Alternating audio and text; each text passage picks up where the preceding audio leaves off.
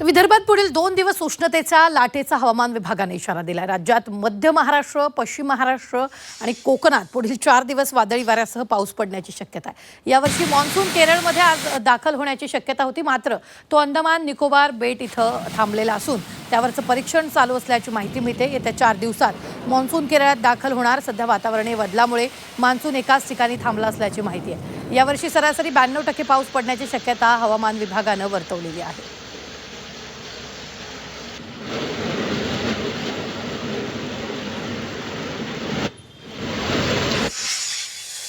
पुण्यात आणि जसं मी सांगितलं, पुणे, मध्य महाराष्ट्र, मराठवाड्यामध्ये असे काही कंडिशन नाही तापमानाची.